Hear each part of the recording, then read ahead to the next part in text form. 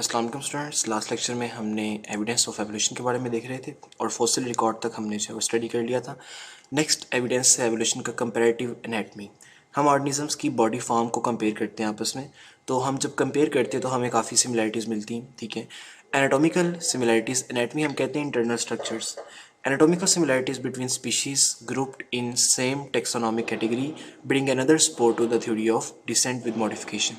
For example, the same skeletal elements make up the folding of human. हमारे जो बाजू के अंदर हड्डियाँ हैं, ठीक है, ह्यूमरस रेडियस अल्ना जो 3 बोन्स हैं आपके बाजू में, कैट्स के अंदर भी सेम अरेंजमेंट है, वेल के अंदर भी सेम है, बैट के अंदर भी, and all other mammals although these appendages have very different function। अब देखें कि स्ट्रक्चर सेम है लेकिन फंक्शन क्या है, different. The basic similarity of these four limb is the consequence of the descent of all the mammals from the common ancestor. अब same bones और same जो अरेंजमेंट है, ये साइंटिस्ट कहते हैं कि ये सेम अरेंजमेंट किसी कॉमन एंसेस्टर से निकली है। हालांकि आगे जाकर एनवायरनमेंट के लिहाज से फंक्शन डिफरेंट हो गया लेकिन स्ट्रक्चर क्या है, सेम है। ऐसे हम स्ट्रक्चर्स को होमोलोगस ऑर्गन्स कहते हैं कि जिनका जो है वो फंक्शनली जो है वो डिफरेंट है लेकिन स्ट्रक्चर के लिहाज से वो स्ट्रक्चर्स कैसे हैं, सेम है। ठीक है, यहाँ पर देखो बताया हुआ है homologous organs are functionally different but structurally like, structure के लिहाज से वो सेम होते हैं।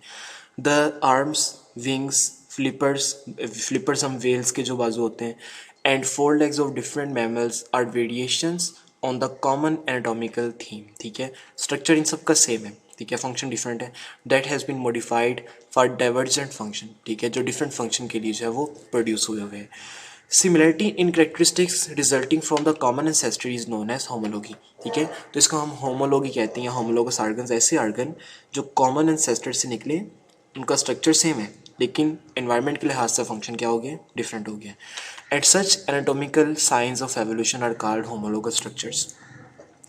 उसके बाद comparative anatomy support that evolution is remodeling process in which ancestral structures that functioned in one capacity become modified as they take on the new function।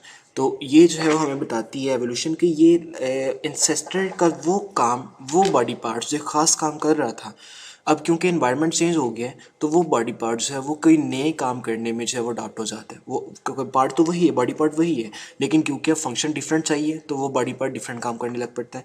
जिस तरह ह्यूमन के बाजू जो हैं वो चीज़ों को पकड़ने में हेल्प करते हैं, लेकिन जब वो बर्ड्स में अंदर डिवेलपमेंट हुए बाजू, तो अब वो चीज़ों को पकड़ने नहीं बल्कि वो फ्लाई में हेल्प करने, ठीक है, फ्लाइंग में हेल्प करने, फ्लाइट में, तो विंग्स जो अडॉप्ट हो गए। इसी तरह वेल्स के अंदर जो बाजू हैं वो उनको तैरने में हेल्प करते हैं। ठीक है, तो वहाँ पर जो फंक्शन है वो उनको स्विमिंग करने में हेल्प करना है। 4 legs ऑफ जो है वो क्या हम कहते हैं हॉर्सेस की 4 legs, अगली टांगें, अब वो टांगें जो हैं वो उनको रनिंग करने में हेल्प करती हैं। तो यूँ हर ऑर्गेनिज्म के बॉडी शेप के लिहाज से फंक्शन जो है वो क्या है, उनके डिफरेंट है। The flower part of a flowering plant are homologous. Flower के पार्ट्स हैं वो भी होमोलोगस में आते हैं। They are consider to have evolve from leaves. अब ये आइडिया लगाया जाता है कि वो लीव्स से इवॉल्व हुए हैं to form sepal, petal, stamen and carpel. The oldest homologous structures are vestigial organs. अब ये कुछ ऑर्गन्स होते हैं जो हमारी बॉडी में मौजूद हैं लेकिन हम उनको यूज़ नहीं करते, तो वो आहिस्ता आहिस्ता बहुत ज़्यादा कम हो गए हुए हैं। ठीक है, कम हो गए, रूडिमेंट्री स्ट्रक्चर्स हैं ऑफ मार्जिनल। हम इसको देखें, if any use of the two the organism, ठीक है, हम जो है वो एग्जांपल ले लें कि आपकी जो है वो टेल बोन, ह्यूमन्स के अंदर टेल बोन पाई जाती है, वो जो बहुत कम हो गई है आहिस्ता आहिस्ता। तो साइंटिस्ट कहते हैं कि पहले टेल होती थी लेकिन क्योंकि हम उसको यूज़ नहीं थे करते तो आगे आहिस्ता आहिस्ता वो क्या हो गई, रिड्यूस हो गई है।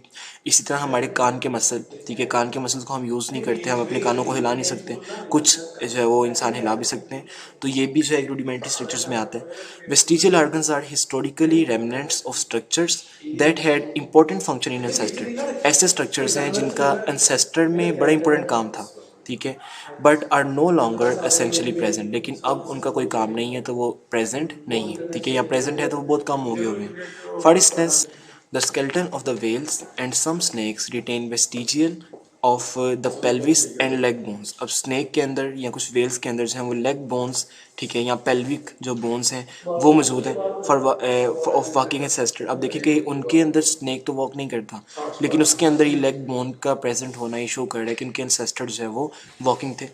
वर्मीफॉर्म अपेंडिक्स, ह्यूमन के अंदर जो अपेंडिक्स होती है इन कार्निवोर ईयर मसलिंग मैन, ठीक है। तो ये सारी एग्जांपल्स हैं किसकी, वेस्टिजियल आर्गन्स की, जिनको अब हम यूज़ नहीं करते, लेकिन साइंटिस्ट कहते हैं एंसेस्टर किसी ना किसी तरीके से यूज़ करते थे, लेकिन अब हम यूज़ नहीं करते। इसी तरह हमारे पास कंपैरेटिव एम्ब्रियोलॉजी, जितने भी ऑर्गेनिजम्स हैं उनके अगर हम एम्ब्रियो को देखें डेवलपमेंट के प्रोसेस में तो काफ़ी हद तक सेम है। यहाँ पर देखें, ये टर्टल का जो है बेबी डेवलप हो रहा है तो उसके साथ हमारे पास जो है वो माउस का है, देन ह्यूमन, और उसके बाद जो है वो चिक की डेवलपमेंट। अब देखें ये तमाम ऑर्गेनिजम्स के एम्ब्रियो काफ़ी हद तक सेम है, ठीक है। लेकिन आस्ता आस्ता जब इनमें कंप्लीट डेवलपमेंट होती है तो ये इनका बॉडी शेप स्ट्रक्चर क्या हो जाता है, डिफरेंट हो जाता है। तो अर्ली डेवलपमेंट में जितने भी जानवर हैं उनकी क्योंकि बॉडी शेप्स स्ट्रक्चर्स काफ़ी हद तक सिमिलर हैं, तो ये भी शो करता है कि एंसेस्टर जो है वो सबका क्या था, कॉमन था। कंपैरेटिव एम्ब्रियोलॉजी के बारे में हम देखते हैं। Closely related organisms go through similar stage of their embryonic development, ठीक है। जितने ऑर्गेनिज्म एक दूसरे से क्लोजली रिलेटेड होंगे उनकी एम्ब्रियोनिक डेवलपमेंट भी क्या होंगी, स्टेजेस सिमिलर होंगी।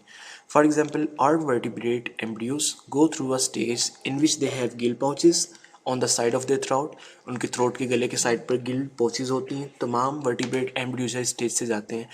Eight embryonic stage of development similarities between fishes, frog, snake, bird, human and all other vertebrates are much more apparent than differences. तो एम्ब्रियोनिक स्टेज पर इन तमाम के अंदर सिमिलैरिटीज़ बहुत ज़्यादा होती हैं as compare to differences. As development progress, जैसे जैसे डेवलपमेंट होती है, the various vertebrate diverge more and more. तमाम वर्टिब्रेट्स हैं जो अलग-अलग ग्रुप से बिलोंग करते हैं वो आस्ता आस्ता डिफरेंट होते जाते हैं।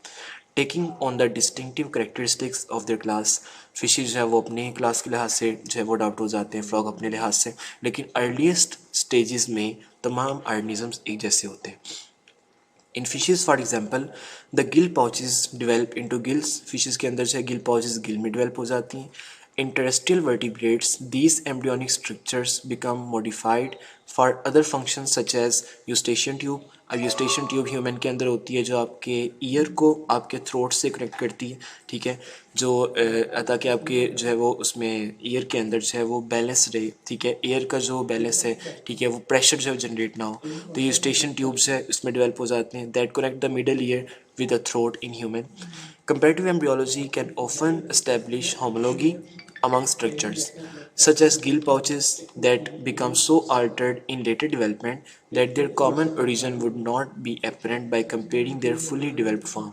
अब देखें फिश के गिल को अगर आप यूस्टेशन ट्यूब से कंपेयर करोगे तो वो तो बिल्कुल भी कंपैरिजन नहीं बनता, ठीक, क्योंकि वो डिफरेंट स्ट्रक्चर्स हैं। लेकिन अगर हम उनकी डेवलपमेंट देखें तो डेवलपमेंट में आप देखते हो कि वो स्ट्रक्चर्स काफ़ी हद तक एक दूसरे से क्या है, सिमिलर है। तो यूँ कंपैरेटिव एम्ब्रियोलॉजी भी शो करती है कि तमाम ऑर्गेनिजम्स हैं वो एक दूसरे से क्या है, रिलेटेड है, काफ़ी हद तक एक दूसरे से मिलते हैं क्योंकि उनकी डेवलपमेंटल स्टेजेस क्या है, आपस में सेम है। उसके बाद हमारे पास आता है molecular biology. Evolutionary relationship among species are reflected in their DNA and proteins. अब ये मोस्ट इंपॉर्टेंट है कि हम दो ऑर्गेनिजम्स का डीएनए लेकर स्टडी करें, और अगर डीएनए के अंदर सिमिलैरिटीज़ पाई जाएंगी मतलब वो ऑर्गेनिजम्स भी एक दूसरे से क्या है, सिमिलर है। DNA, proteins in their genes and gene products, gene तो हो गया ना डीएनए का हिस्सा, और जीन प्रोडक्ट क्या होगी, वो प्रोटीन्स होंगी। If two species have genes and proteins with sequence of monomers that match closely, अगर दो स्पीशीज़ हैं उनकी जीन्स काफ़ी हद तक मिलती हैं या उनके प्रोटीन्स के अंदर अमीनो एसिड का सीक्वेंस जो मिलता है, the sequence must have been copied from the common ancestor, तो वो सीक्वेंस हो सकता है कॉमन एंसेस्टर से निकला हो।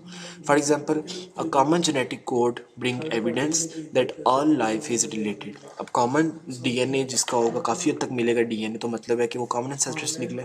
हम एग्जांपल लें कि जो बहन भाई होते हैं उनका डीएनए काफ़ी हद तक आपस में सिमिलर होते हैं, तो वो सिमिलैरिटी जो है वो उनके पेरेंट से मिलती है। उनका डीएनए अगर पेरेंट के डीएनए से कंपेयर करेंगे तो वो भी उनके साथ मैच करेगा। तो मतलब क्या है कि वो जो भाई बहन है वो अपने पेरेंट से जो है वो उनसे रिजेंबल करते हैं, वो पेरेंट्स उनके एंसेस्टर हैं, ठीक है, उनसे रिजेंबल करते हैं। तो इसी तरह यहाँ पर हम डिफरेंट ऑर्गेनिज्म का जब डीएनए कंपेयर करते हैं तो वो भी आपस में मिलता है, तो मतलब उन सब का ऑर्गेनिजम्स का जो एंसेस्टर था वो हो सकता है वो क्या हो, कॉमन हो।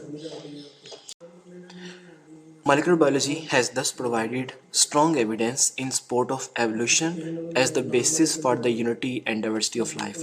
Similarly, taxonomically remote organisms such as humans and bacteria have some proteins in common. इनके अंदर भी काफ़ी proteins हैं, वो कुछ proteins हैं जो common है. For instance, cytochrome C, a respiratory protein, is found in all aerobic species. तो cytochrome C जो है respiration के process में जो है वो use होते हैं, ठीक है. तो ये जो है वो एंजाइम है, ठीक है. साइटोक्रोम कम्प्लेक्स है ये एक. तो ये जब देखें कि ये प्रोटीन्स है वो तमाम एरोबिक स्पीशीज, एरोबिक ऑर्गेनिजम्स के अंदर क्या है, कॉमन है. तो इनकी कॉमन होना भी शो कर रहा है कि एंसेस्टर्स ऑर्गेनिजम्स के क्या है, वो सिमिलर